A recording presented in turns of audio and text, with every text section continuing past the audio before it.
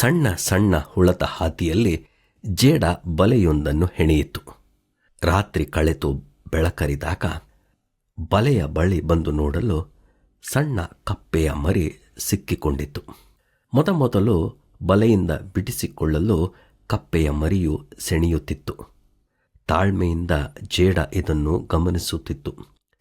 ಸ್ವಲ್ಪ ಹೊತ್ತಿನ ನಂತರ ಕಪ್ಪೆ ಮರಿ ಆಯಾಸದಿಂದ ನಿತ್ರಾಣಗೊಂಡಿತು. ನೋಡುತ್ತಲೇ ಇದ್ದ ಜೇಡ, ಇದು ಸರಿಯಾದ ಸಮಯ, ಆಹಾರ ಮಾಡಿಕೊಳ್ಳೋಣವೆಂದು ಬಲೆಯ ಬಳಿ ಬಂದಿತು. ಜೇಡ ಮೊದಲು ಕಪ್ಪೆಯನ್ನು ಕುಟುಕಿತು. ಕಪ್ಪೆಯ ಮೇಲ್ಚರ್ಮ ವಿಷಪೂರಿತ. ಜೇಡ ಇದರ ಜಾಡು ತಿಳಿತು. ಮರಿಕಪ್ಪೆ ನನಗಿಂತ ದೊಡ್ಡದಾಗಿದೆ ಹಾಗೂ ಅಪಾಯಕಾರಿ ಎಂದು ತಿಳಿಯಿತು.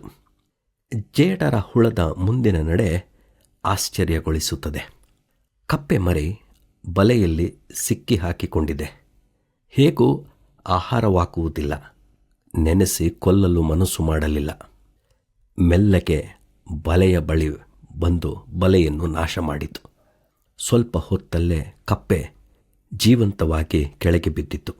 ತಪ್ಪಿಸಿಕೊಂಡು ಹೋಯಿತು. ನಮ್ಮದಲ್ಲದರ ಕುರಿತು ವಾದ ವಿವಾದಗಳಿಂದ ದೂರವಿರೋಣ. ತ್ಯಾಗದ ಹಾದಿಯೇ ಬದುಕಿನ ಬದಿಯಾಗಲಿ.